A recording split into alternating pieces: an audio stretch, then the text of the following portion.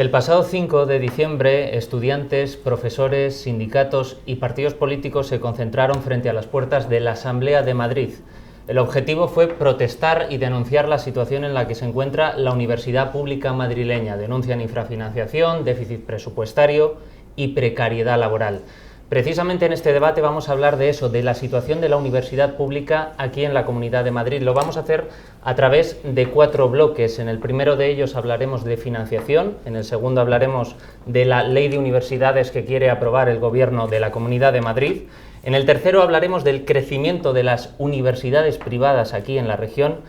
Y el cuarto lo hemos denominado desmantelamiento del pensamiento crítico en la universidad. Ahora veremos por qué. Para desgranar estos bloques contamos con voces diversas que voy a pasar a presentar. La primera de ellas es Blanca Martínez, ella es estudiante en la Universidad Complutense y activista de la organización Abrir Brecha. Gracias por venir a Público. Gracias. También presento a Antonio Sánchez, diputado de Más Madrid en la Asamblea. Él es profesor asociado en la Complutense. Gracias por venir a Público. Por Dios. Ana Huía, ella es contratada predoctoral, personal investigador en formación y miembro de la plataforma Defensa en Defensa de la Universidad Pública, sección Complutense, que por cierto se constituyó hace apenas unas semanas. Gracias por estar aquí. A vosotros. Y a mi derecha, Esteban Álvarez, portavoz de Educación del PSOE en la Asamblea de Madrid. Gracias por venir aquí a Público. Gracias. Y termino con Pablo Pose, él es portavoz de Educación del Partido Popular en la Asamblea de Madrid. Gracias por venir a Público. A vosotros, muchas gracias. Pues vamos a empezar por ese primer bloque sobre la financiación y asfixia económica que viven las universidades públicas madrileñas. Estamos hablando de que la Comunidad de Madrid mantiene el mismo nivel de financiación para sus universidades públicas que en 2009. Estamos hablando de que esta financiación se mantiene mientras el coste de la vida ha aumentado. Estamos hablando de un 35,9% según el INE, lo que implica una inversión que haya disminuido de forma drástica la inversión en educación. Pablo, voy a empezar contigo, tú que eres miembro del Partido Popular, el partido que está en el gobierno y que ha gobernado durante todos estos años. ¿Qué defiendes o qué piensas de las defensas o de las denuncias que hacen parte de la comunidad universitaria sobre la infrafinanciación y la situación de la universidad pública en la comunidad? Bueno, pues hombre, de las protestas en sí mismas, pues hombre, que libertad para protestar de lo que haga falta, ¿no? Y solo faltaría, y encima en la universidad pública, que es donde yo creo que tiene que tener cabida cualquier tipo de reivindicación, queja, manifestación crítica, política especialmente, ¿no? Yo creo que es el sitio apropiado para que tenga lugar. Pero bueno, yendo al tema de la financiación, ¿no? Que es el bloque, ¿no? Hablabas de financiación y asfixia económica, como lo habéis titulado. A ver, de lo que se viene hablando es de la situación de infrafinanciación de las universidades públicas. Habría que, yo creo que definir, habría que plantearse esa pregunta de una manera que no sea, yo creo que tan capciosa, porque si estamos hablando de infrafinanciación sí, infrafinanciación no, pues si dijésemos que sí, están infrafinanciadas las universidades, entonces ¿qué están? ¿Muy infrafinanciadas? ¿Poco? ¿Están incluso empobrecidas? ¿O cómo están? Si dijésemos que no, que estamos diciendo que están suficientemente financiadas, que les sobra dinero incluso, o que se gestiona mal, y que por eso les sobra dinero, o que se gestiona mal y por eso les falta. Yo creo que la pregunta en sí misma es un poco capciosa y no la situación de las 6 universidades públicas en Madrid es la misma, ni mucho menos, es muy distinta entre sí, y en España desde luego que también. Hacías la comparativa con los años de antes de la crisis. Claro, es que hubo una crisis, entre medias. Evidentemente hubo un bajón de la financiación en esos años, severo, como hubo en otros aspectos en otras partes de la administración pública, y desde 2014 sí que ha habido un incremento de las transferencias que se ha ido haciendo desde la comunidad autónoma a las universidades públicas de nuestra región. Lo que se ha dado en esta ocasión, en este año, ¿no? Que se ha visto ese abrupto en forma de queja, ¿no? y esas reacciones que ha habido, es que en los últimos años ha habido un incremento de los costes del personal que ha sido importante, y ante el crecimiento que ha sido sostenido de la financiación por parte de la Comunidad de Madrid, el crecimiento de los costes del personal se ha acuciado. Se han dado partidas extraordinarias desde la Comunidad de Madrid para temas de energía, ¿no? Cuando fue la guerra cuando se inició, mejor dicho, la invasión de Rusia de Ucrania. Ha habido partidas extraordinarias que han venido en forma de sentencias que se han ido dando a las universidades para darlo, que se ha ido gastando en lo que las universidades dentro de su autonomía han considerado que era oportuno, ¿no? Y lo que yo creo que hay es la ausencia de un modelo de financiación para las universidades públicas de nuestra región. Eso es lo que hay. Y eso es el compromiso que hablaremos más adelante, ¿no? Porque el segundo bloque era sobre la ley, es el compromiso que viene de la mano de la Ley de Enseñanza Superior, Universidades y Ciencias de la Comunidad de Madrid, que es el de hacer un modelo de financiación con varias partes en esa financiación, y acabo ya para hacer la palabra, y que sea plurianual para que las universidades se puedan programar a varios años, que es realmente la reclamación que tienen los rectores desde hace muchos años en la Comunidad de Madrid y en toda España, en otras partes también, porque tienen modelos de financiación que no tienen estas características para que las universidades se puedan organizar a medio o largo plazo. Con esto que acabas de comentar, quiero darle la palabra a Ana, porque tú eres personal docente en la universidad pública. No sé si estás de acuerdo con lo que comentaba Pablo. Bueno, el diagnóstico que hay entre la comunidad universitaria, no solo de los trabajadores, sino también los estudiantes están en esta misma línea, es que en efecto sí que hay una situación de asfixia, incluso aún teniendo en cuenta esas partidas extraordinarias que en un caso particular tienen que ver no tanto con contingencias de la guerra, etcétera, etcétera, sino por una sentencia del Tribunal Supremo, ¿no? Los recortes han sido efectivos desde el inicio de la crisis económica y las universidades no se han recuperado de esa situación desde entonces, y lo que está poniendo sobre la mesa es que no se está llegando ni siquiera a los mínimos, es decir, lo que están planteando los rectores de las universidades públicas madrileñas o lo que le han planteado al gobierno de la CAM es que se fijen los presupuestos en 200 millones, es decir, un aumento del 18% frente al 4,2% que plantea la CAM.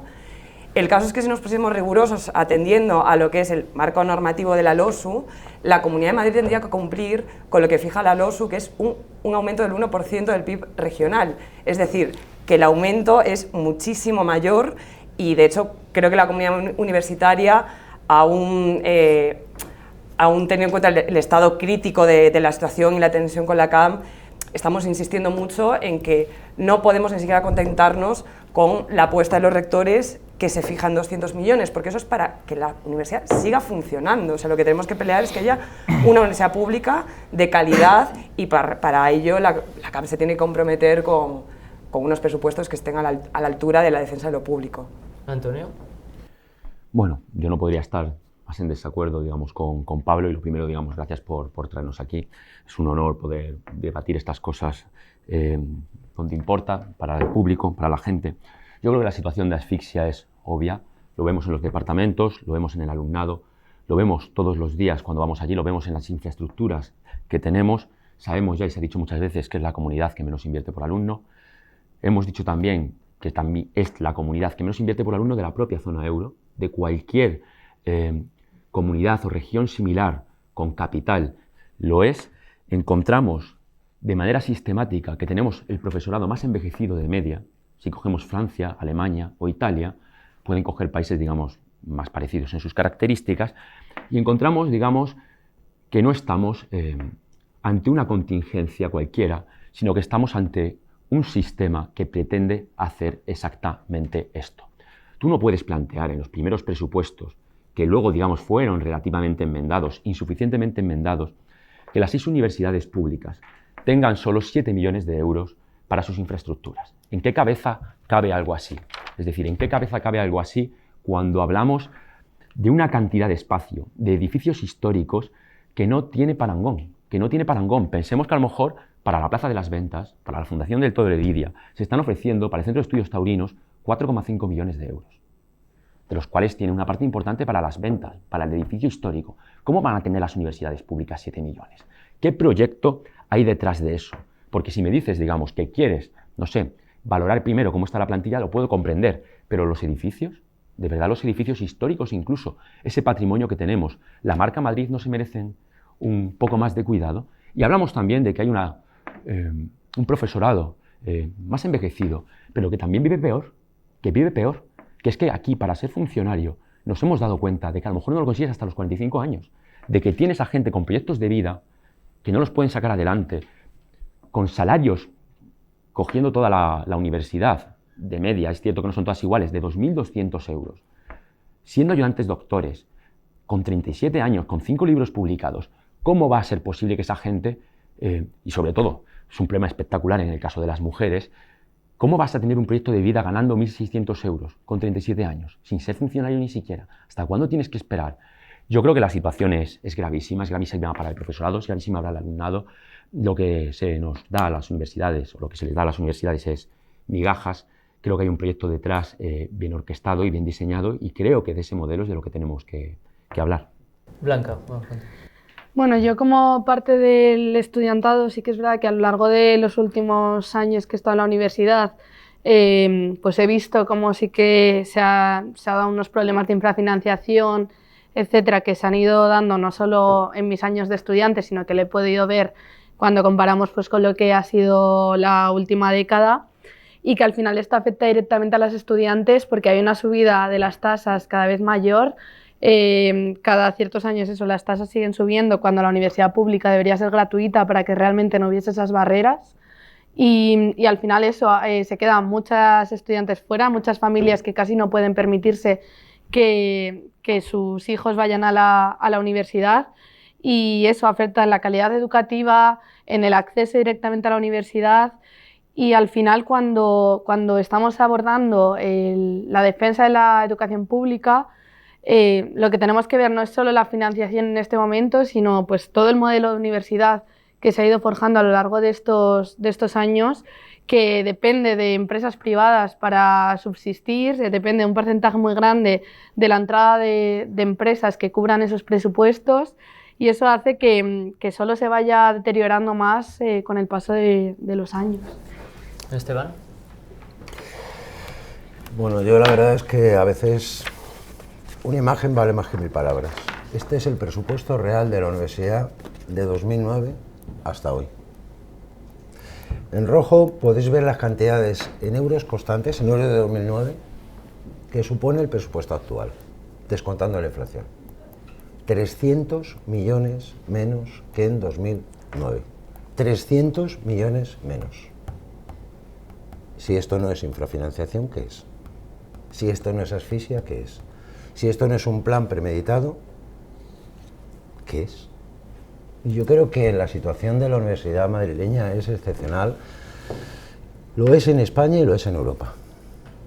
No existe un lugar en toda Europa donde la situación sea tan penosa, tan asfixiante y además tan límite, porque estamos llegando a puntos de no retorno. Hay facultades donde el profesorado y parte de los estudiantes han puesto nombre a las goteras. Una forma irónica, supongo, de sobrevivir al día a día. Hay facultades que tienen serios problemas de funcionamiento e incluso de seguridad, y hay espacios cerrados porque el estado de conservación no es el adecuado. Tenemos en Madrid las tasas más altas de toda España. ¿Qué es lo que pasa?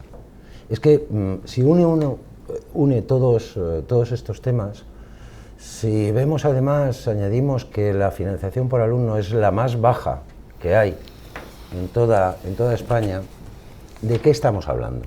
Estamos hablando de un plan premeditado para asfixiar a la enseñanza pública y ofrecer la privada como alternativa. Y podemos hablar del crecimiento de alumnado, de los estudiantes en la privada, que ha sido un 128% en los últimos 10 años. 128%. Podemos hablar de que primero se facilita la instalación, la apertura de universidades privadas, mientras se dificulta el funcionamiento de las universidades públicas, y además tampoco se las deja crecer. Desde el año 1998 no se ha abierto una facultad en la Comunidad de Madrid. Es que no es una cuestión casual, es que estamos utilizando el año 2009 con el gobierno de Esperanza Aguirre para tener como referencia que lo que entonces nos parecía una barbaridad no lo era, sino que era un plan premeditado, y que ahora estamos llegando a un punto, insisto, de no retorno. Y si esto no es una situación de emergencia, pues ¿qué lo es? Pablo, quería preguntarte, ¿existe un plan premeditado para priorizar un modelo privado frente a lo público aquí en la región? No. De hecho, si puedo responder, que a mí es lo que me gusta ir respondiendo a lo que se va comentando, que hay varias cosas que me gusta responder, pero vamos, no, por supuesto que no. Y yo creo que además en el último punto vamos a poder hablar largo y tendido de ello. Pero fijaos, yo en la primera intervención he decidido apostar a no hablar de la LOSU, Pues porque, bueno, al final estamos en la Comunidad de Madrid, ¿no? Pero, bueno, es necesario hablar de la LOSU. Precisamente Ana, ¿no?, hablaba de la LOSU. Yo creo que lo que comentaba Esteban, hay cosas que añadir a esa financiación que dice él, ¿no? Vamos a ver. La LOSU, para empezar, no fija un 1% de inversión regional en su articulado. Es una especie de recomendación, que no dice además si es regional o es nacional, lo cual ya es un indeterminado jurídico que no sé a dónde pretende llegar. Mañana, de hecho, hay una reunión de la Conferencia General Política Universitaria para hablar de este tema, porque no está nada claro y todas las comunidades autónomas tienen mucho que decir al respecto, porque es un absoluto disparate poner un umbral referido al Producto Interior Bruto sin que se tenga en cuenta la situación de cada comunidad autónoma y las universidades que hay en cada comunidad autónoma. Y eso lo tiene que decir la Comunidad de Madrid, lo tiene que decir las comunidades, lo tiene que decir Cataluña, lo puede decir Baleares, lo puede decir Valencia, cada una con su situación. Hay en las que a lo mejor un 1% del PIB es un absoluto despropósito y en otras a lo mejor incluso puede ser insuficiente. Es decir, es un arbitrio, pero lo que sí dice la LOSU, y lo dice en la MAIN, en la Memoria de Análisis de Impacto Normativo, que por cierto fijaba en 50 millones de euros el sobrecoste de esta ley y ya vamos por 1.500 millones de euros de sobrecoste para las universidades públicas de España, un sobrecoste que no hace que la universidad mejore en nada, porque no mejora la docencia, no mejora la investigación y no mejora las infraestructuras de las universidades públicas de España. Es un sobrecoste simplemente por cambiar las figuras del profesor, y de eso hay mucho que decir y mucho que hablar. Lo que sí dice la MAIN es del esfuerzo presupuestario que tienen que hacer las regiones del mundo para su educación superior. Y se hace una comparativa con Estados Unidos, con Europa, que estabas hablando de Europa, Esteban, y con varias zonas del mundo.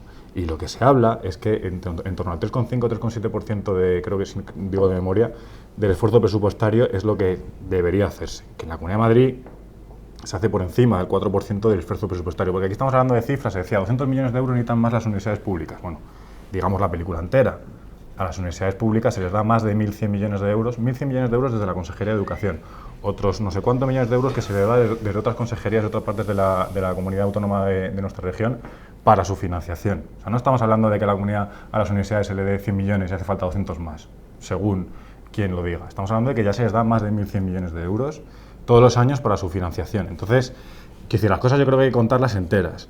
Se hablaba también decía Blanca, creo, que en los últimos años ha visto cómo ha bajado las transferencias. De verdad.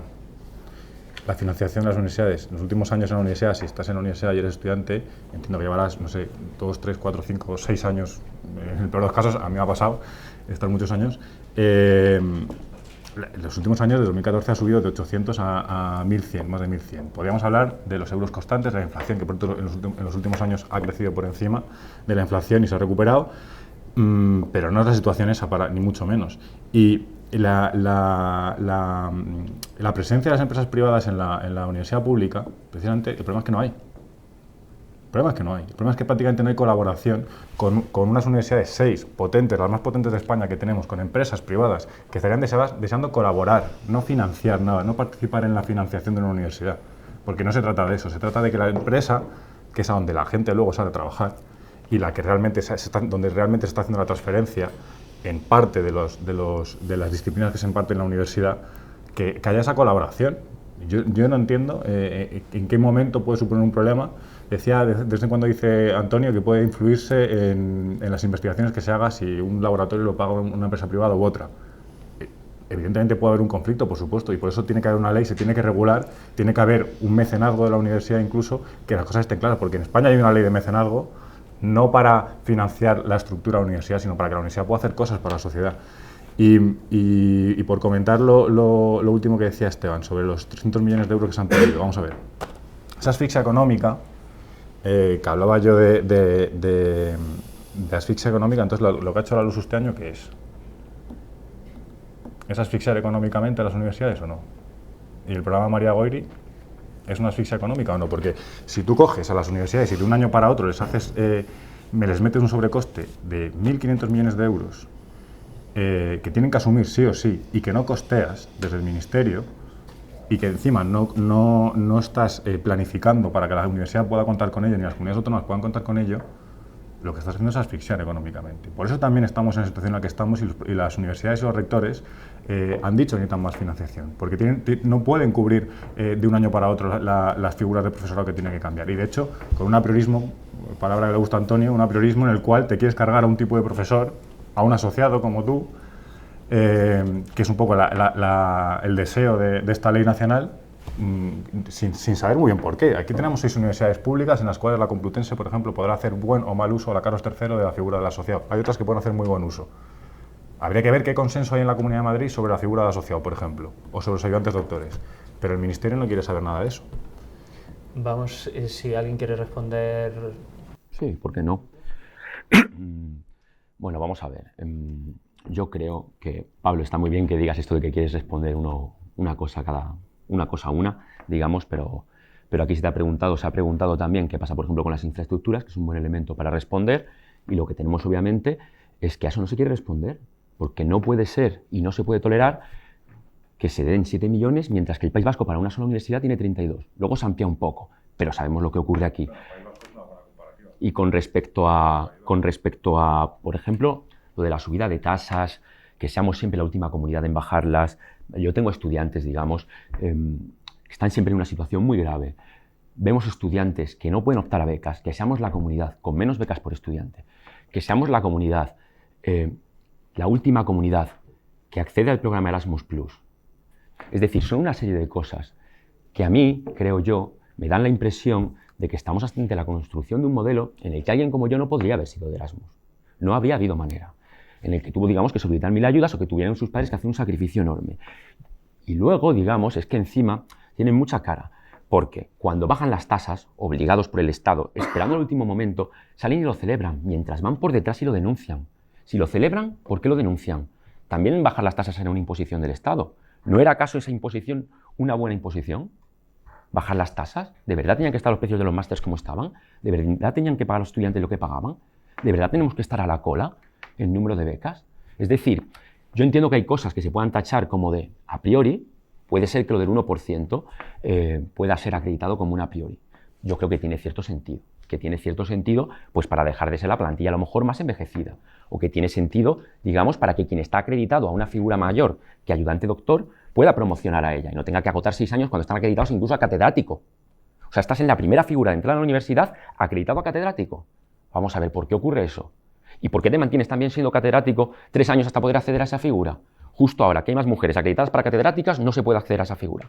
Es decir, yo creo que aquí hay un problema de raíz que es aminorar o nihilizar, si se me permite, la universidad pública poco a poco para que un cierto tipo de gente no pueda ir y someter a las propias universidades a un nivel de estrés, a los vicerectoriados de estudiantes, vayan a verles, que tienen que decidir a quién le da la beca, sufriendo porque a quien no se la den abandona la universidad. Yo creo que esta es la situación. Vamos a pasar al segundo bloque, ahora te voy a permitir para responder, porque ante esta situación el Gobierno de la Comunidad de Madrid está trabajando en una ley de universidades. Lo que pasa es que algunas organizaciones estudiantiles están denunciando que se puede abrir la puerta a que haya una mercantilización de los estudios superiores y a que eso pueda derivar en que la financiación pública se pueda trasladar a los centros privados, que es lo que se está denunciando. Blanca, por ejemplo, esto lo señaláis desde abrir la brecha. Sí, o sea, ahora mismo tampoco sabemos cuál va a ser ese proyecto de ley, o sea, no tenemos el contenido como tal, porque también, pues tampoco es que se esté dando muchísima transparencia, hay bastante opacidad, porque lo que tenemos es, al final, un proyecto de 8 páginas que no se sabe mucho lo que va a ser. Pero bueno, sí que tenemos como algunos puntos y también hemos visto un poco lo que se ha ido dando estos años. Yo no digo que estos años haya igual bajado la financiación, pero teniendo en cuenta los costes y la situación ya de asfixia en la que se estaba, evidentemente esto solo es como el colofón a décadas de expolio, de privatización y de asfixia de la universidad pública. Entonces, evidentemente, esto lo único que permite es que la gente que se lo pueda permitir, las familias que se lo puedan permitir, pues al final igual vayan a la universidad privada por los vínculos que esto tiene con una futura empleabilidad, mientras la universidad pública cada vez está más segregada porque muchas personas de clase trabajadora ni siquiera pueden acceder, pero que también haya gente que directamente no se lo plantee debido a la situación en la que está la universidad pública. Pero ya no tenemos que verlo como un problema de financiación al que hay que adaptarse para sobrevivir, sino que es que realmente esto ya hay que llegar al punto de verlo como un problema del modelo universitario en sí. O sea, sí que hay muchas empresas en la universidad, o sea, se ven que en los consejos sociales de las universidades tenga más poder de decisión Repsol o Santander que yo como estudiante o cualquier trabajador. Entonces, bueno, partiendo de eso, evidentemente hay un problema de cómo se ha dado el peso en las universidades del poder de decisión y cómo las empresas tienen un peso enorme. Vamos a escuchar primero a Ana y después a Esteban, y luego, Pablo, te dejo para que nos expliques la cuestión de las universidades y que puedas responder. Sí, un poco al hilo de lo que comentaba Blanca, uno de los problemas fundamentales a los que se enfrentó y se enfrenta la comunidad universitaria con la elaboración de esta ley es que no se ha tenido en cuenta en ningún momento a ninguno de los actores que forman parte de la comunidad universitaria. Este fue un momento en el que se abrió un periodo de consultas mal anunciado, y un momento en el que lo que había publicado eran contenidos generalísimos, no había nada articulado. De hecho, los actores sindicales que presentaron como CGT alegaciones, presentaron unas alegaciones generalísimas, porque era imposible remitirse a algo concreto de ese anteproyecto. Entonces, en primer lugar, el primer problema con el que nos enfrentamos es la Comunidad de Madrid no ha querido consultar ni tener ningún tipo de participación con los agentes involucrados dentro de esta ley. Y por otro lado, hay muchísimas, también al hilo de lo que comentaba Blanca, hay muchísimas sospechas acerca de que lo que hay detrás de esta elaboración de ley es un proyecto no solo de asfixia económica, sino de un modelo de universidad privado, desdemocratizador de lo que es la universidad pública, y en ese sentido hay bastante revuelo en torno a ciertos rumores que se han colado por filtraciones, etcétera, etcétera, acerca de hasta qué punto se quieren encontrar los espacios democráticos de la universidad en términos de protesta estudiantil, etcétera, etcétera. Y en lo que atañe a la cuestión económica, desde la universidad, toda la preocupación en torno a la privatización la vemos muy de cerca o muy a la luz de lo que la Comunidad de Madrid ya ha hecho en una de las partes de la educación superior, que es la formación profesional, donde el modelo privatizador es más que evidente. Entonces, la elaboración de esta ley la vemos como muy unida en esas dos patas, como desdemocratización y una apuesta por un modelo de universidad privado, o sea, privatizador, excluyente, en la que pues, cada vez va a caber menos gente y va a haber una universidad pública más segregada y privatizada. Esteban.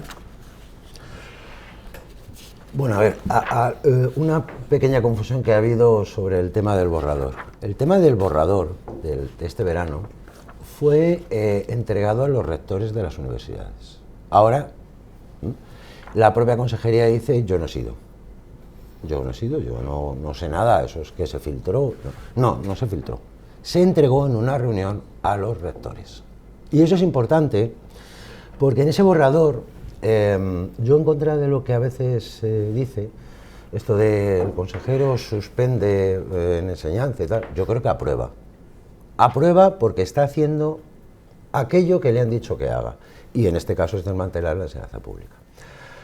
Mirad, el discurso que están siguiendo con la universidad es el mismo que han seguido con otros sectores para llegar a la situación en la que estamos.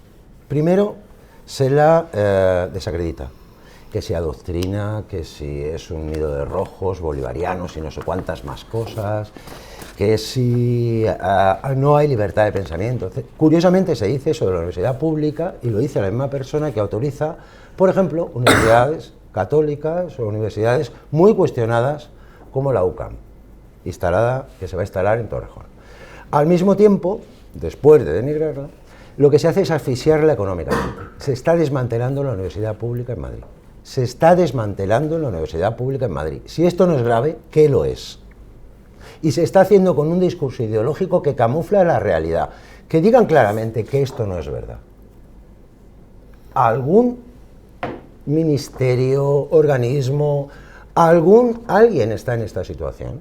Alguien ha perdido, y con la crisis de 2018 el bajón fue en euros reales a 845.000 millones. Alguien ha perdido tanto como esto. Y el tercer paso de este plan, en el que yo creo que están aprobando, efectivamente, es ofrecemos la universidad privada para el que pueda pagarla como alternativa, entre 7 y 23.000 euros al año. Es más, ahora mismo ya hay más estudiantes de medicina en universidades privadas que en públicas. Es más, ahora mismo los máster están prácticamente, doblan o triplican casi el número de estudiantes que están haciendo máster en universidades privadas que en públicas. ¿De qué estamos hablando? Es decir, esto, si este es el proyecto, que se diga claramente. Pero no puede ser que en una reunión nos digan, no, yo en ese borrador no tengo nada que ver. Y encima cuando les preguntas, ¿y esta frase que figura aquí qué significa? Y la frase es, el servicio público, la prestación del servicio público universitario. Mirad, esa misma frase se empleó para justificar la concertada, para justificar los cheques copago a centros privados de bachillerato, cosa única, que por cierto han subido en apenas 6 años un 2,5%, una subida astronómica, la mayor de todas las partidas del presupuesto educativo de la Comunidad de Madrid. Entonces, esa frase justifica que vamos a dar, como efectivamente alguien reprochó, que vamos a dar cheques a los estudiantes que estudian y se matriculan en universidades privadas. Mi impresión es que sí. Y ya sé que ahora dirán, hombre, pero... No, mi impresión es que sí. ¿Y en qué me baso? Pues en que será el mismo camino que se ha recorrido en otros sectores educativos. Muchos de nosotros veníamos diciendo, le va a tocar a la universidad, le va a tocar a la universidad. Y al final le ha tocado. ¿Le ha tocado el qué? Hacer lo mismo, sufrir lo mismo que ha sufrido el resto de sectores educativos. Y esa es la realidad en la que estamos. Insisto, es el desmantelamiento de la universidad pública. Y eso tiene unas consecuencias sociales, económicas y personales bestiales. Como bien decía Antonio, yo tampoco estaría aquí si no hubiera habido universidad pública. Bestiales para toda la sociedad madrileña. Su progreso, su desarrollo económico, su desarrollo social y su desarrollo personal. Pablo. A ver, prestación del servicio público universitario, que viene en el borrador. ¿Sabes dónde viene esa frase, Esteban? En la LOSU. Claro, es que viene la LOSU. O sea, os estáis quejando de cosas que a mí me hace gracia. Quiero decir, os quejáis de que aparece un borrador, que yo pensaba, digo, tenía la esperanza, digo, a ver, lo vas a contar bien. ¿Leemos el contexto? Leemos el contexto lo que quieras, pero la LOSU es la que habla del servicio público. La prestación del servicio público universitario no lo define. Las comunidades autónomas tienen ahora que sacar una ley porque se tienen que adaptar al marco nacional y que es otro indeterminado jurídico que no está claro a qué se refiere la LOSU. ¿Por qué? Pues porque la LOSU, insisto, se ha hecho como se ha hecho. Para empezar, a medida de las universidades catalanas, y eso lo sabemos todo el mundo. Para continuar, se ha hecho para favorecer las figuras de profesores, que no de profesorado, de profesores, que se han hecho en las universidades catalanas durante años.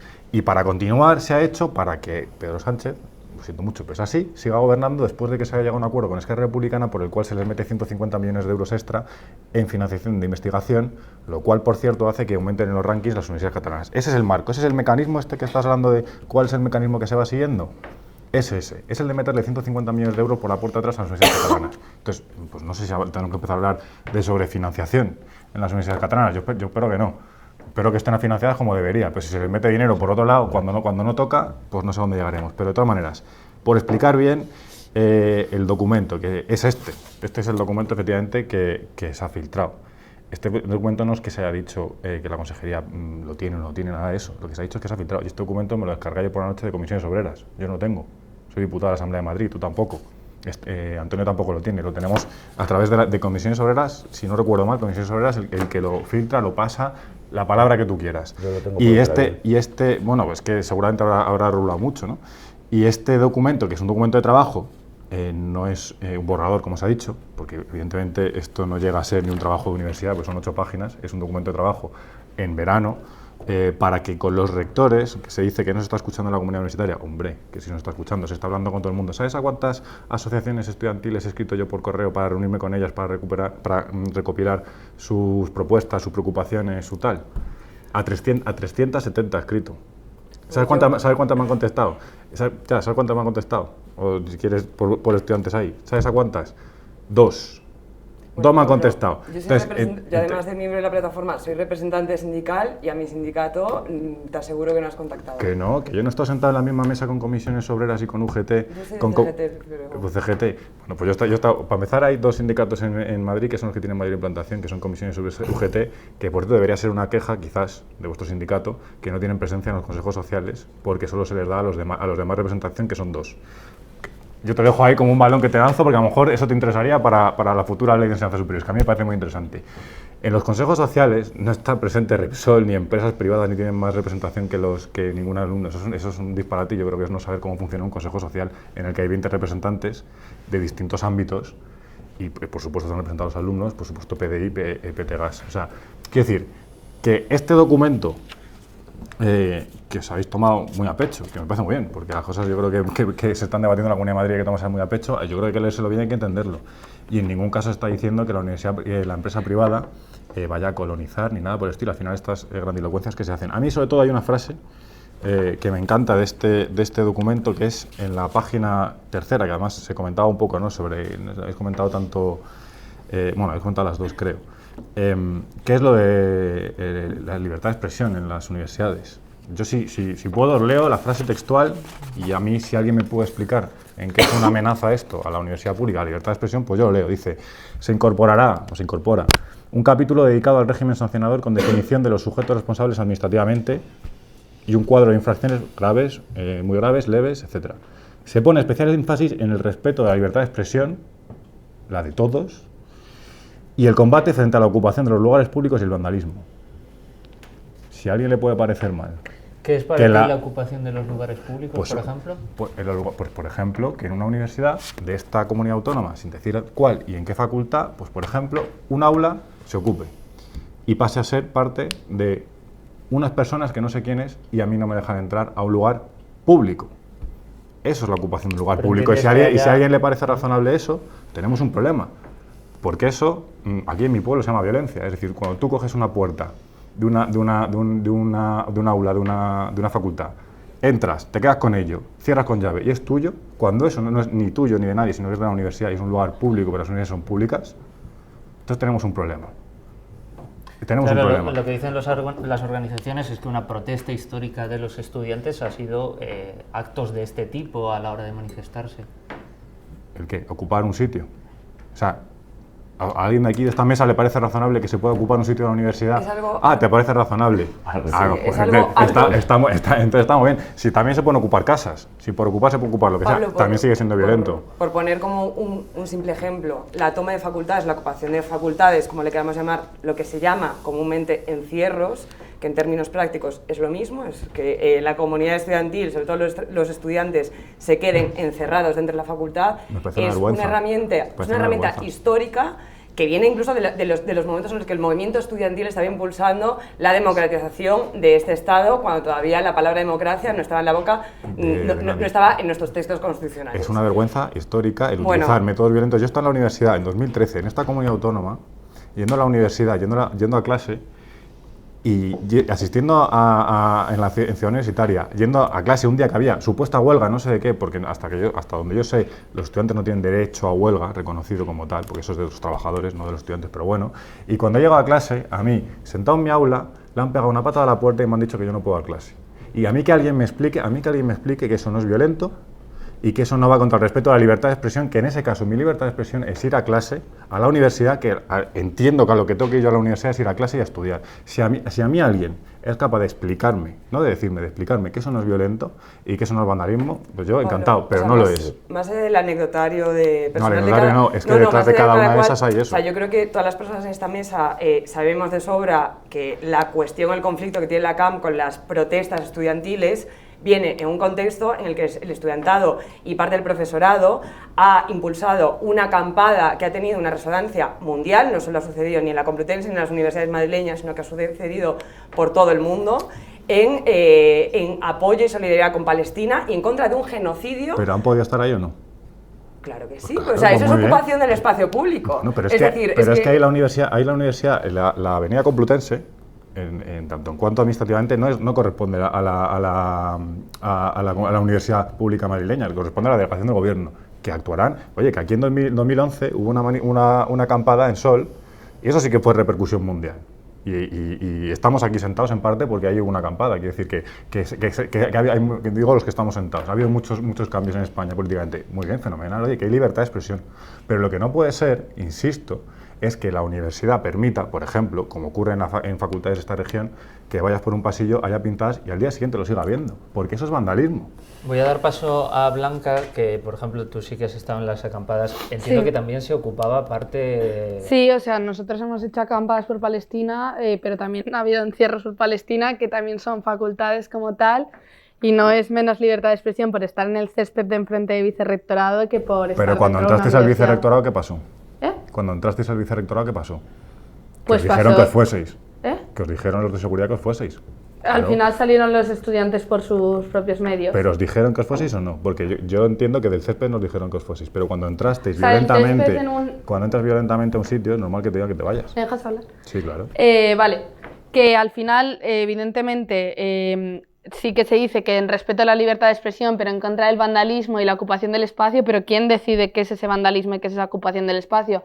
Si una pintada es un vandalismo con el que no se puede continuar como el resto de la cuestión educativa y de las clases, etcétera, pues bueno, pero al final esto sí que acaba siendo un recorte del pensamiento crítico, de la libertad de expresión de los estudiantes, y que se ocupe un aula, como puede ser un aula o una facultad, como tú estás hablando, en el que es totalmente de libre acceso, en el que tú puedes entrar si quieres y en el que los estudiantes podemos compartir más espacio entre nosotros, tener charlas, tener espacios de encuentro, como en cualquier otro sitio, mientras no se nos da ningún tipo de espacio a los estudiantes para autoorganizarnos, no creo que eso esté siendo un problema para la cuestión educativa y para el funcionamiento de las clases, y yo he aprendido mucho más en aula social que en muchos otros sitios de la universidad. Me parece fenomenal, Vamos pero... a escuchar primero a Antonio. Dejamos un comentario y dejo pasar. Estoy de acuerdo, has dicho libre acceso. Fenómeno, ya está. Ahí has dado la clave. Libre acceso. En el momento en el que está ocupado ya no es libre acceso. Y vandalismo no es solamente lo que decida quién. O sea, si yo me levanto ahora y pinto esta P y empiezo a poner a mí lo que me da la gana, yo creo que se entiende que es vandalismo. Creo que es evidente. Habrá quien diga que estoy haciendo una obra de arte, fenomenal, pero a lo mejor no le hace gracia a la gente de público que me levante aquí y me cargue su cartel. Aula social es una aula ocupada donde es una aula ocupada por los estudiantes, pero donde mientras tú respetes ciertos principios de... ¿Que los establece quién? Pues unos principios de derechos humanos, o sea, de respeto de las personas que se encuentran ahí, de que no vas a ser una persona transfoba, racista, capacitista. Son unos mínimos, yo creo. Vamos a escuchar a Antonio y después a Esteban, que llevan un ratito sin hablar. Empiezo contigo. Vale, sí, estábamos en el punto 2 todavía, ¿no? El de la... Sí, pero bueno, por cerrar aquí un poco, bueno, no cerrar nada, no tengo esa potestad, pero por comentar un poco este tema, antes de retomar un poco el hilo. Claro, se decía que la universidad es una institución de libre acceso. Yo creo que el estudiantado, históricamente, se ha encerrado cuando esa institución que es pública va a dejar de ser de libre acceso para ellos. Es decir, cuando los desocupas porque hay una subida de tasas, por ejemplo, y entonces cogíamos unos cuantos y ciertamente, yo sé que te parece deleznable, Pablo, y nos encerrábamos. E incluso nos encerrábamos cada semana. E incluso se encerraron profesores en el rectorado. Y lo hacíamos porque no nos quedaba más remedio, porque el año siguiente el máster iba a costar 3.000 pavos y yo no lo iba a poder pagar. Entonces, claro, es muy fácil hacer comparaciones capciosas con público y con pintar aquí. No, la universidad es una institución pública. Una institución pública que de repente yo o mi familia no íbamos a poder pagar, me iban a desocupar. Entonces te encierras. Fueron todas... Yo no he vandalizado nada nunca.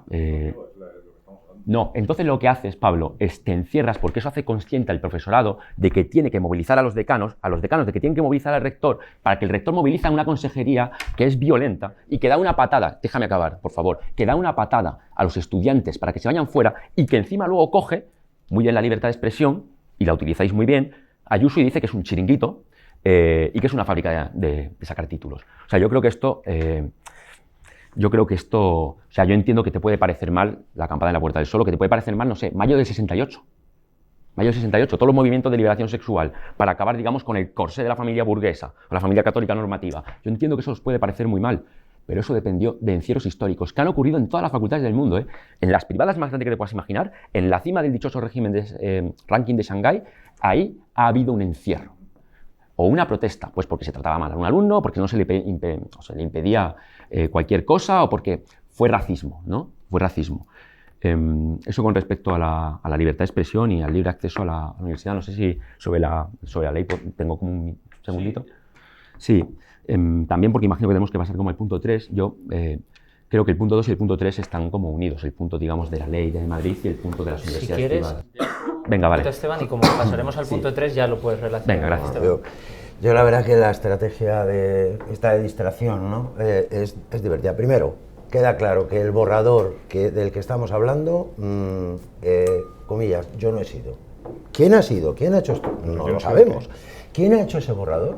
Ese borrador es mucho más importante, es el centro, buena parte, de los debates que estamos teniendo y de lo que nos viene. ¿Pero quién está y negando yo el hablo borrador? del contexto. Ese borrador, ¿Pero quién lo está negando? esa ley, fue... a mí no me llegó por prensa ni me lo he descargado. Ese borrador fue entregado a los rectores en una reunión. Sí. Y fue entregado no por un conserje que pasaba por allí, fue entregado por gente de la consejería. Segunda estrategia. Además, yo he sido el problema de la universidad, fijaos, es la inseguridad, el vandalismo, es que es un nido de rojos, es una cosa... El caso es que todos hemos salido de allí, yo no sé. Claro, Yo también, rojos. fíjate, yo también. Te protegiste bien. No, pero te quiero decir, el debate no es ese. El debate no es ese. Hay una ley de convivencia estatal, cúmplase y punto. Porque además la Comunidad de Madrid no tiene atribuciones para ir más allá. Y eso, como bien le recordaron desde el Ministerio, por eso ahora el yo no he sido, le puede crear algún que otro problema, sobre todo, y la Consejería, para información general, es consciente de eso, porque no puede contravenir una reglamentación básica como es ese decreto de convivencia. Pero que esto es un desarrollo. Y además decimos, no. Es que hacemos responsable a la universidad de lo que ocurra. Vale, entonces hacemos responsable al alcalde de Madrid de una manifestación que se produzca en la Gran Vía, ¿qué tal? ¿No? Porque al fin y al cabo, como es el alcalde de Madrid, el rector de la Complutense es responsable de todo lo que ocurre, el otro tal. Pues tiene responsabilidad subsidiaria de varias cosas, más, claro. Al mismo tiempo que sí. se hace eso, otro hecho que ha pasado desapercibido, a mí no, y a algunos no, y estamos en ello.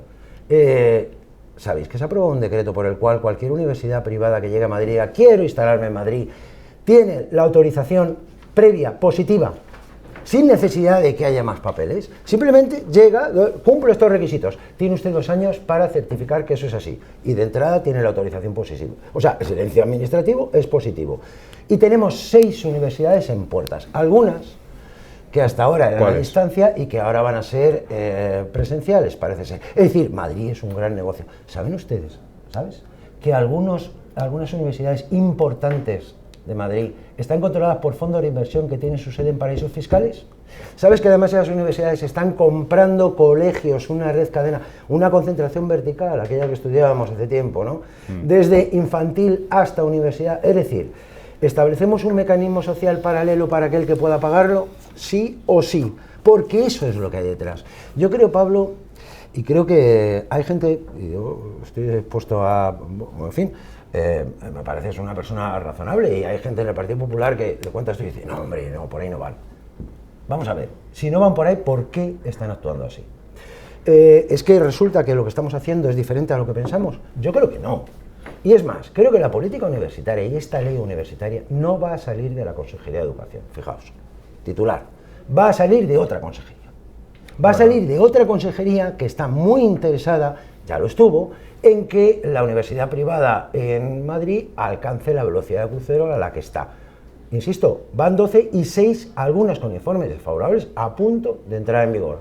La UCAN, rechazada en Barcelona, en Castilla y León, en un montón de sitios, por gobiernos incluso del Partido Popular, se instala en Torrejón. ¿De qué estamos hablando? La UCAN, además. Y al mismo tiempo tenemos a mayor oreja diciéndonos en el Senado que la teoría está razonable y científica del creacionismo. Eso lo ha dicho en universidades de Madrid, en universidades, en conferencias públicas. Eso es libertad de pensamiento. El creacionismo es una teoría científica. Hombre, por favor, que seamos un poco mayores ya para estas tonterías. Aquí en esta mesa está sentado alguien que no es filósofo, sino graduado en filosofía o licenciado en filosofía. Pues el creacionismo en la evolución de las especies no es una teoría científica. Claro que no, pero vamos a ver, vamos a hablar del creacionismo ahora. El creacionismo y no sé qué. Eso es ideología. Pero compartes conmigo. ¿Pero eso es ideología o no es ideología? Claro que es ideología, por supuesto que es. Compartes conmigo que yo tengo que... ¿La universidad privada da ideología también? Compartes... Pero vamos a ver, Esteban, que si la ideología está en todos lados, y te estoy diciendo que precisamente la universidad es donde tiene que haber libertad de expresión y libertad de cada uno que quiera. Pues y si alguien quiere decir, también el creacionismo, evidentemente me parece una estupidez defenderlo en términos históricos y científicos, por supuesto. Ahora, ¿no será que yo puedo decir y expresarme lo que me dé la gana, donde me dé la gana, respetando una serie de decoro y respeto a otras personas? Pero Pablo, puedo hacerlo? Libertad de cátedra. Estos señores tienen libertad de cátedra y la universidad pública garantiza esa libertad de cátedra. ¿La garantiza la universidad privada? Sí. ¿La garantiza? Sí. ¿Con un ideario? a dar ¿Con clases. un ideario propio Si la me permites garantiza? un momento ese punto, lo ¿Por vamos qué a no? abordar un poquito más adelante. Has avanzado lo del crecimiento del número voy de al tercer universidades, de universidades privadas, entonces vamos a abrir ese tercer punto que ya adelantabais. Exacto. La Fundación Conocimiento y Desarrollo señala que en Madrid hay ya el doble de universidades privadas que públicas, hablamos de 13 privadas frente a 6 públicas, y que la región se ha convertido en la autonomía con más centros de estudios superiores privados en todo el Estado. Voy a empezar contigo, Pablo. ¿Cuál es la explicación de esto? De que haya más número de universidades privadas que públicas. ¿Cuántos alumnos hay? La universidad pública consigue... Claro, es que además retomo un poco incluso lo de antes. En la ¿Pero Comunidad de Madrid, cuántos en la Comunidad de Madrid hay Perdona. 2/3 de alumnos en la Universidad Pública, más de 200.000 alumnos en la Universidad Pública. Quiere decir, se nos da tan mal desmantelar las cosas, estos planes trasnochados de que estamos desmantelando todo, que resulta que la Universidad Pública no pierde alumnos, sigue siendo la que más tiene, exactamente igual que la FP. Se hablaba antes de la FP sigue siendo 2/3 de los alumnos, y Esteban lo sabe perfectamente, 2/3 de los alumnos van a la pública. Y lo que la universidad privada lo que está, digamos, en cierto modo es aumentando el volumen de llegada a más alumnos. Es decir, se da clase a más, se da más matrículas, se da más grados, se dan más másteres. Se hablaba del número de, no te lo ha dicho Esteban, creo, el número de másteres que se dan. Másteres de títulos propios. Títulos propios, estamos hablando. Títulos propios que no son títulos oficiales de grado ni títulos oficiales de máster, que son encima los que debería garantizar una universidad pública, que lo hace en Madrid, por cierto, de calidad y por cierto, las mejores de España, las seis mejores universidades públicas de España, y que garantizan que esos títulos se puedan dar, por supuesto. Ahora, lo que no puede ser es que se vaya contra un derecho fundamental que está recogido en nuestra Constitución, en el artículo 27.6, si no recuerdo mal de memoria, que está recogido y que está, de hecho, consensuado por todos los españoles hace 45 años. En el Congreso de Diputados, hace 2 meses más o menos, Esteban, Antonio, vuestros grupos, aunque Antonio no sé qué grupo tienes en el Congreso de Diputados, creo que no lo sabéis ni vosotros, pero tenéis más o menos por ahí un grupo de gente que es afín, llevasteis una proposición que no salió porque Junts os lo tiró a vosotros veréis qué negociaciones tenéis, que de repente en el último momento Junts os lo tira. Llegasteis a una proposición que queréis ponerle una moratoria a un derecho fundamental, que es el que no se puedan poner hacer nuevos centros privados. Eso lo llevasteis a votación en el Congreso de Diputados en comisión. O sea, estáis dispuestos a hacer barbaridades como poner moratorias a derechos fundamentales, que es una absoluta barbaridad. A mí me parece fenomenal que os presentéis a unas elecciones y digáis, oye, vamos a reformar la Constitución y vamos a empezar a recordar derechos fundamentales, que por cierto tiene pinta de que estáis en ese camino. Pero ese es otro tema, a lo mejor que no es objeto de hoy. Pues por alusiones, si puede responder, sí, Antonio. Pero por una alusión de antes, y con todo esto ya, decía, sí, la universidad pública, decía Antonio, que había hecho la presidenta que era unos chiringuitos de sacar títulos. Tú y yo, que estamos en la comisión de investigación, sabemos perfectamente a lo que se refería. Y no se está refiriendo ni a la Universidad Complutense ni a ninguna de las universidades públicas de Madrid, ni siquiera privadas. Se estaba refiriendo a lo que se estaba haciendo desde la universidad pública, en una cátedra extraordinaria, no académica, extraordinaria, para expedir títulos propios, que tienen un coste que no es el de un título oficial de máster, por cierto, y se estaba haciendo utilizando a la universidad pública. De eso es lo que se estaba hablando, y sabes perfectamente, Antonio, que era de eso de lo que se estaba hablando, y precisamente es de eso de lo que estamos hablando en la Asamblea de Madrid, y tu grupo sabe de lo que hablamos, y precisamente estáis en desacuerdo con que se haga ese tipo de cosas. Antonio. Entiendo. Sí, son muchísimas cosas que ha apuntado para el punto anterior que no tuve oportunidad y para este.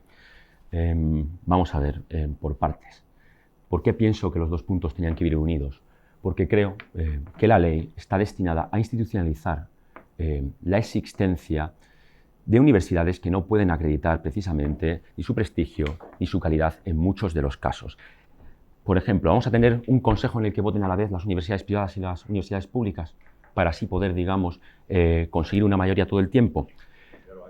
Vamos a poder ver, digamos, trasvase de fondos públicos a instituciones privadas. Yo creo que esto es lo que se está jugando aquí, la legalización y la institucionalización de la competencia desleal. ¿Por qué digo esto?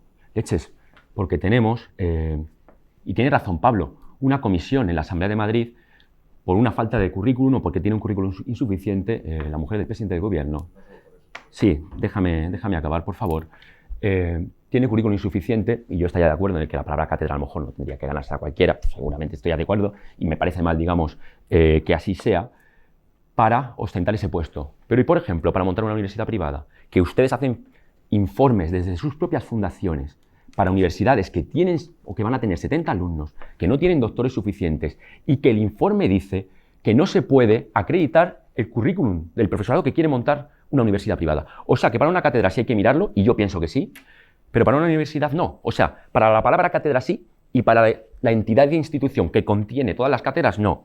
A ver, da la impresión de que lo que se quiere aquí es montar, eso sí, verdaderos chiringuitos. Y yo tengo la impresión también de que, en efecto, vamos a un modelo de privada concertada, en el que, como en la FP, pues te van a dar una beca de 11.000 pavos, si la FP privada vale 15.000, pues te pagan eso, 11 de 15, y los otros 4, si no los tienes, te lo pagas tu familia. Así que, en el fondo, es trasvase a las propias rentas medias. Entonces, yo creo que estamos ante la legalización de la competencia desleal. Y mira, lo tengo que decir, leches, claro que se da clase a más alumnos, pero ¿a cuántos alumnos más pueden dar clase por culpa de la infrafinanciación que arrastran las universidades públicas? ¿De verdad vamos a permitir que esto es así? ¿O no podrían, digamos, ofertar más plazas a las universidades públicas? ¿Por qué digo esto? Leches, porque si estamos todo el día hablando de cultura del esfuerzo y estudiar medicina vale 1.200 pavos en la pública, pero en la privada, en todas ellas, vale más de 20.000 euros, da la impresión, y encima no te piden nota de entrada, da la impresión de que, claro, si tienes 20.000 euros te puedes permitir soñar con ser médico, pero si tienes solo 1.200 y no tienes la nota, no te lo puedes permitir. Entonces, claro, aquí solo sueña quien paga. La meritocracia aquí es de pago. Y encima, cuando no lo consigues tener nota suficiente para estudiar en la pública, medicina, te dicen que no, forma parte de la cultura del esfuerzo. Leches, yo creo que esto es como una cosa que tenemos que tomarnos más en serio, ¿no? Yo creo que aquí sea un modelo en el que se privatiza el acceso a los sueños de cada uno, que es lo que se está consiguiendo. ¿Cuántas veces al año, cuántas veces en septiembre no ocurrirá que alguien diga, jope, me hubiera gustado estudiar medicina, pero tengo solo un 12,9, no llego al 13 y pico, pues no puedo. Y no tengo los 20.000 pavos para pagarme esto, ¿no? ¿Cuántas veces ocurrirá? ¿A cuántas personas? ¿Cuántas vidas quebrará esto? ¿Cuántos estudiantes llevará esto, no sé, al psicólogo? ¿Cuántas crisis de ansiedad provocará? Yo creo que esto es lo que tiene que hacer un gobierno, preocuparse de que nadie se quede fuera, de que los sueños no sean de pago, preocuparse, digamos, de que esto sea una sociedad más justa, que no deje a nadie atrás, digo yo. Vamos a escuchar primero a Ana y después a Blanca. Ana. Sí, estoy de acuerdo con Antonio con que la cuestión de la infrafinanciación va totalmente ligada al problema y el debate en torno al proceso privatizador, y en ese sentido, o sea, que se han dicho muchas cosas aquí, pero me parece como muy fundamental tener la vista puesta en lo que ha sucedido en la FP privada. En la formación profesional no es que haya una baja demanda de personas que quieran estudiar un ciclo de formación profesional de cualquier tipo, todo lo contrario, ha habido de hecho como un discurso que invitaba mucho a la gente a que se sumase a este itinerario formativo, y ante una gran demanda lo que hay es una proliferación de centros de formación profesional privados y una disminución, o sea, un estancamiento de la formación profesional pública. Es decir, esta misma situación, que además todo el desarrollo en la FP privada en la Comunidad de Madrid es muy impactante, en la universidad pública, más allá de la cuestión de los recortes efectivos de la que hemos estado hablando y demás, se ven muchísimos casos. En el caso, por ejemplo, de los másteres habilitantes. Los másteres habilitantes son, por ejemplo, los másteres de abogacía que permiten que una persona que estudia Derecho pueda ejercer la profesión, o sea, esté habilitado para. O los másteres de profesorado, aquellos másteres que te habilitan, que son indispensables para que una persona que ha estudiado la carrera que sea pueda ser profesor de secundaria, de bachillerato, etc. Yo, que no hace tanto tiempo todavía era estudiante de filosofía, pasé por el periplo del máster de profesorado, y en los últimos años la nota de corte ha incrementado año tras año. Las plazas no han aumentado. Yo, gran parte de mis compañeros y personas de generaciones posteriores a la mía que han acabado sus grados se han enfrentado a una disyuntiva de que las universidades madrileñas no tenían suficientes plazas para los estudiantes que querían habilitarse como futuros profesores, y se tuvieron que ir a universidades privadas online o a la universidad privada de turno de Madrid. Es decir, que hay una problemática que se extiende a diferentes niveles. Este es uno de ellos, que me parece un paralelismo perfecto con lo que ocurre en la formación profesional. Es decir, si la universidad pública no quiere abrir plazas, ¿a dónde van a ir los estudiantes que quieran ser futuros abogados y que, ante las 40 plazas limitadas que hay para X máster, quieren conseguir su derecho a ejercer, pues un poco al hilo de lo que decía Antonio, pues podrán serlo quienes puedan pagar el máster privado, ¿no? Blanca, tú eres estudiante de la Universidad Complutense, de la Universidad Pública. Entiendo que el problema no es tanto la capacidad de absorción que tengan las universidades, donde evidentemente la Universidad Pública tiene la capacidad de absorber a la gran mayoría de estudiantes, sino cómo esa concentración en universidades privadas permite que a esos estudiantes tengan más facilidades, por ejemplo, a la hora de acceder a una empresa, al mercado laboral, y que es un riesgo que los estudiantes de la pública estáis viendo. Sí, al final, una de las razones por la que los estudiantes eligen, los que pueden elegir estudiar una privada, es la empleabilidad, lo que se llama la empleabilidad. Al final, los títulos en la privada van pues con ese añadido de que pues un título en la privada te permite tener esa distinción de clase en la que tú accedes al mercado laboral con un pequeño añadido. Por eso, por ejemplo, muchas universidades privadas tienen convenios con otras empresas en las que ya se te asegura una contratación después de cuando sales del grado. Entonces, más allá de esto, no es que la universidad pública deba competir con la privada a ver quién alcanza más, sino que realmente queremos una universidad pública 100% gratuita, en la que realmente sea de calidad, con financiación, con un modelo de universidad democrático y que nos lo podamos permitir todas las estudiantes. Entonces, básicamente, los recursos públicos tienen que ir para la universidad pública, no debe ir ningún recurso público a la universidad privada, porque para eso es una universidad privada. Y al final, esto ya no es solo cuestión de la diferenciación entre universidad pública y universidad privada, es cómo se está privatizando la propia universidad pública. No es solo que las empresas entren en órganos decisorios o que las universidades públicas necesiten complementar su inversión con dinero de empresas privadas, sino, por ejemplo, la externalización del personal técnico de gestión de administración y servicios. Hay personal de la universidad que está viendo sus condiciones laborales que empeoran año tras año debido a esta externalización de los propios servicios de la universidad pública, y que esto solo está haciendo que intente crear una división entre profesorado, estudiantado y PTGAS, que por lo menos ahora en esta lucha contra el desmantelamiento de nuestra universidad pública se está viendo que no lo van a conseguir y que vamos a defender pues, de forma unida nuestra universidad. Como nos estamos quedando sin tiempo, voy a abrir este cuarto bloque que lo mencionabas, Esteban, sobre si este modelo que vosotros denunciáis del aumento exponencial de las universidades privadas va motivado a un modelo ideológico de tipo de educación que se quiere instalar en la universidad madrileña. Pues yo creo que a estas alturas es evidente que sí, además Ayuso no lo oculta. Ayuso no lo oculta. El modelo es el modelo neoliberal y lo define y lo defiende, es decir, bajada de impuestos, etc. ¿Qué consecuencias tiene eso? El presupuesto educativo de la Comunidad de Madrid es inferior, hoy, ligeramente inferior al de 2009, con 150.000 alumnos más. Yo creo que es evidente. La asfixia general de la educación pública en Madrid, el desmantelamiento progresivo del sistema público de enseñanza es un hecho muy cierto.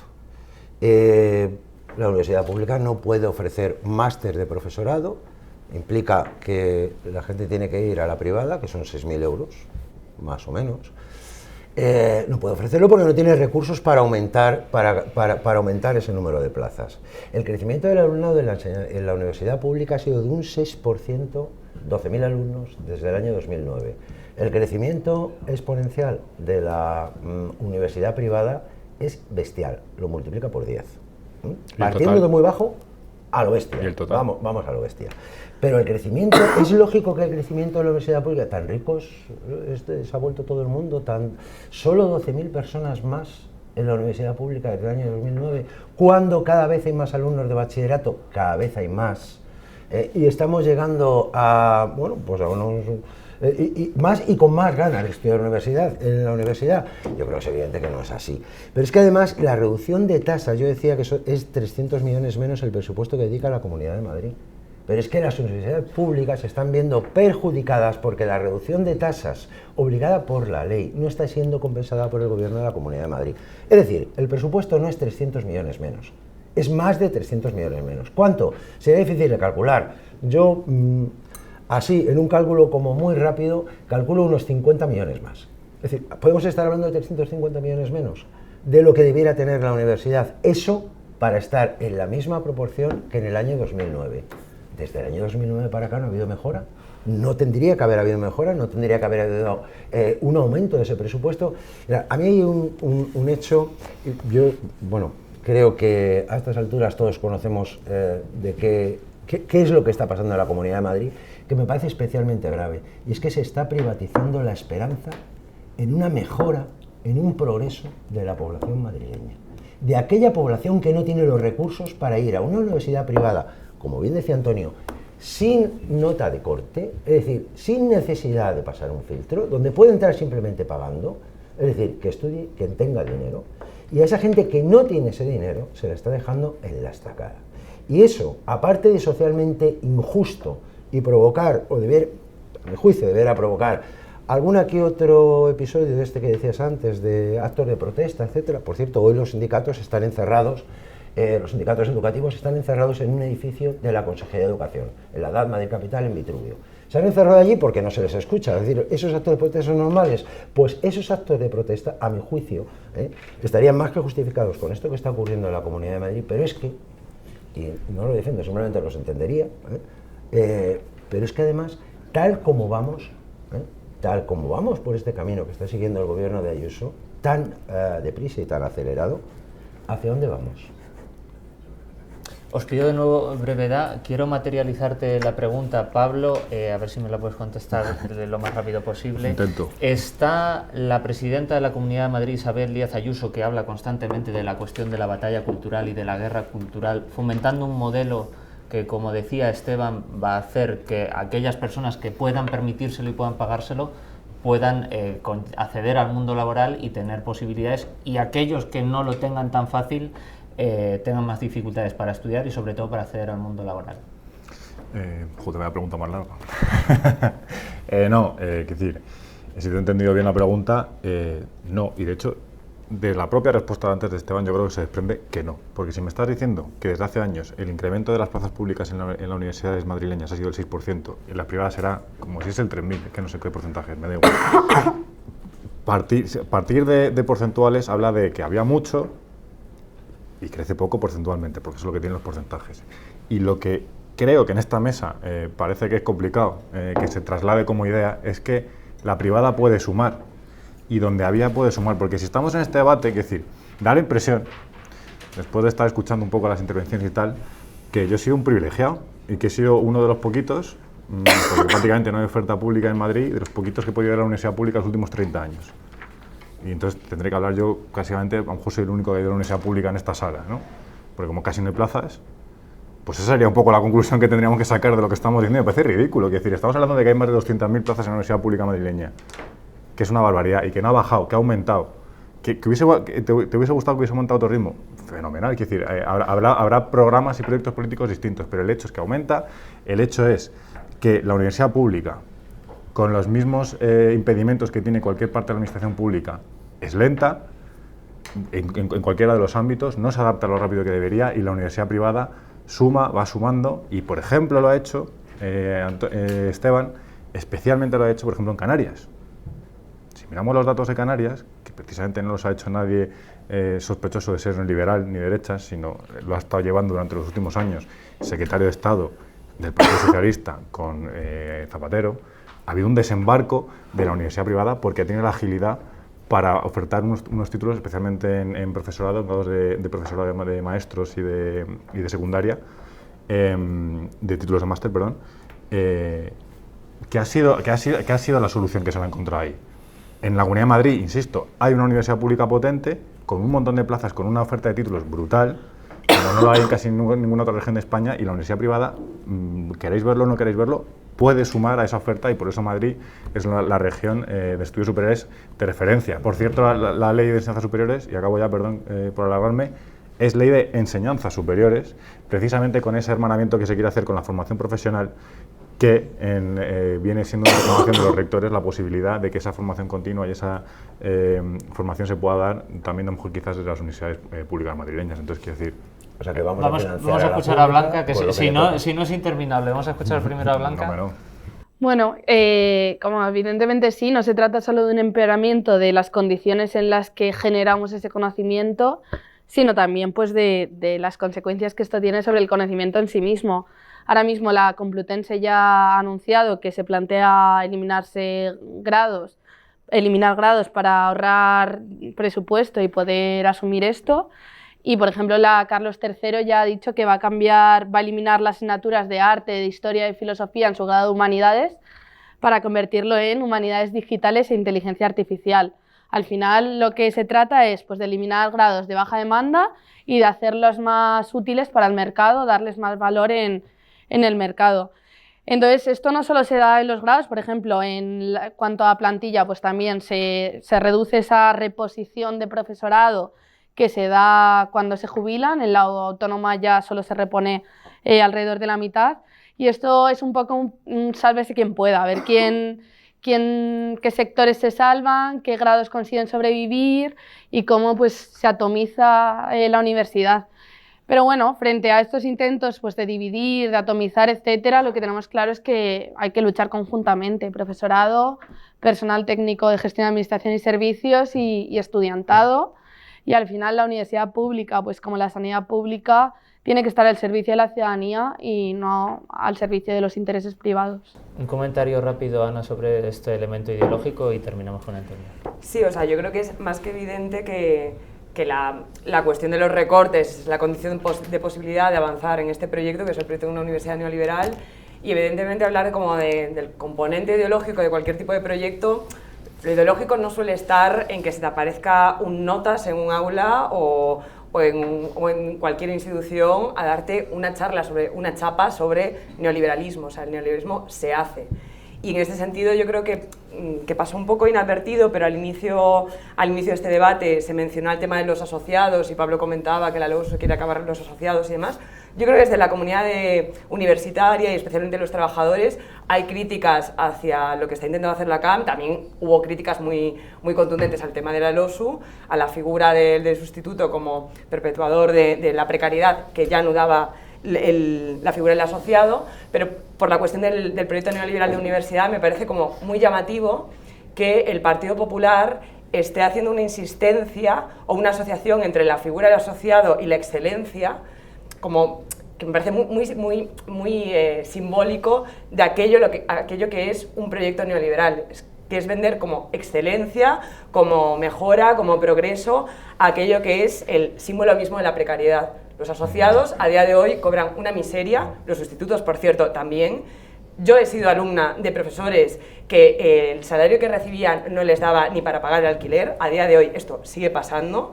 Esa figura es la encarnación de la temporalidad, de la precariedad y de una universidad exhausta, hastiada y que no se puede sostener por ningún lado. Y eso es el modelo de universidad neoliberal que estáis poniendo sobre la mesa. Antonio. No sé si Pablo quería comentar. Si puedo responder, respondo. Muy rápidamente. No va de eso. La LOSU la criticasteis y ¿qué se ha hecho con el programa María Goyri? Comprar voluntades. Comprar voluntades es lo que se ha hecho con el programa María Goyri. Y lo de los asociados, lo que decimos es que hay 6 universidades públicas en Madrid, que insisto, es lo primero que he dicho, que la Complutense puede haber hecho en su autonomía universitaria, de su gestión de su plantilla, o la Carlos III o la Rey Juan Carlos, una mala gestión de esa figura. Pero yo, por ejemplo, que estoy en la Universidad Politécnica de Madrid, ¿cómo sustituyes la docencia que da un general del Ejército del Aire de 60 años, con experiencia que no tiene carrera académica en una universidad? Esa es la figura del asociado, o un profesor de bachillerato que da clase en primero de carrera. Esa es la figura del asociado y esa reivindicación creo que es necesario hacerla y defender al asociado de verdad, al verdadero asociado. Y esa reivindicación hay que hacerla, y habría que hacerla principalmente desde las universidades. Respuesta rápida, Ana. Sí. Pablo, yo creo que, o sea, como la estudiante que fui, la trabajadora que soy ahora de la Universidad Pública, madrileña, en plan, sé de sobra lo que ha sido la figura del asociado. Es decir, no se nos puede colar, acudir al ejemplo del abogado, el experto en derecho que tiene un pedazo de gabinete que va a hacer X sesiones al cuatrimestre a alumnos de Derecho, está muy bien, queda muy bonita y muy convincente de cara al público, pero eso no es la realidad de la Universidad Pública Madrileña. La Universidad Pública Madrileña se ha sostenido bajo contratos temporales, precarios, de personal joven y no tan joven, que ha estado malviviendo para que la universidad se sostenga. Y eso es denigrante. O sea, esa situación de la que venimos ya es horripilante. Hacer una especie de defensa de que a través de la figura del asociado, que ha causado tantísimos problemas y que es la encarnación misma de la precariedad, o sea, hacer de ella una figura de excelencia, es absurdo y un insulto para las demandas que ha venido poniéndose en la mesa la comunidad universitaria. Entonces, en ese sentido, creo que no se puede engañar a la gente. O sea, la figura del asociado ha sido tremenda y un lastre a nivel de que sí, que han sido como el pilar fundamental de un sostenimiento de una universidad que se cae a cachos. Y una cosa que me parece importante poner sobre la mesa es como... Tú dices que el problema será que las universidades han hecho un mal uso de la figura del asociado. Para solventar la problemática de la figura de asociados, supongo que lo que hay que hacer es un plan de estabilización, acabar con la temporalidad. Es decir, para eso, para ese plan, que entiendo que se tendría que hacer de manera escalada y con una mirada de varios años, ir acercándonos a un cierto horizonte, pues hace falta sobre todo presupuesto. Y desde luego los presupuestos que está ofreciendo la CAM, si no llegan para pintar paredes, no van a llegar para acabar con la temporalidad y la extrema precariedad que se vive en las plantillas. Vamos a escuchar, Antonio, adelante. Vale, vamos a ver, la autonomía universitaria depende de los presupuestos, es decir, el darse la propia norma, el autónomos, el darse la propia ley, no puede estar intervenido. ¿Ustedes creen que un departamento que tenga 10 asociados, pongamos, incluso en Derecho, en facultades de este estilo, desde luego en Filosofía, tiene 10 asociados verdaderos? No, aquí se ha utilizado la figura del asociado por parte de los departamentos para sobrevivir a la carga docente, porque no les quedaba más remedio, porque la autonomía estaba imposibilitada. Pero es que aquí la infrafinanciación, que es el problema que está de fondo, con esto del desmantelamiento, es la construcción de una pista de aterrizaje para que entre el capital privado, y para ello se utilizan los criterios de empleabilidad. Si es que ya sabemos lo que es esto. La empleabilidad, digamos, es contradictoria con la propia universidad. La universidad no puede depender de la empleabilidad. La universidad tiene siempre un pie en el presente y un pie en el futuro. Si no, ¿cómo nos vamos a explicar precisamente que se escriba el origen de las especies? ¿Qué empleabilidad tiene esto? Si esto lo hemos hablado 1000 veces. ¿Qué empleabilidad tiene la traducción de Virginia Woolf? O que Mary Wollstonecraft pida la igualdad para la mujer. Es que en su universidad esto les llamarían ideología. Y eso no tiene un espacio aquí. En Japón se acaban de cerrar hoy 28 facultades, o se querían cerrar, ha salido hoy la noticia, 28 facultades de humanidades, haciéndolas competir entre sí, diciendo que los de Derecho tienen que pagar a los de Filosofía o a los de Historia del Arte. Si hacemos eso, nos quitamos el suelo bajo los pies, el suelo que nos permite decirnos como comunidad. Pues nos hemos quedado sin tiempo, tenemos que terminar este debate. Podríamos estar otra hora más, entiendo, hablando. Pero os quería agradecer a los 5 por venir aquí a público. Entiendo que a ti, Pablo, te ha tocado... Me ha tocado 4 contra 1. Más difícil.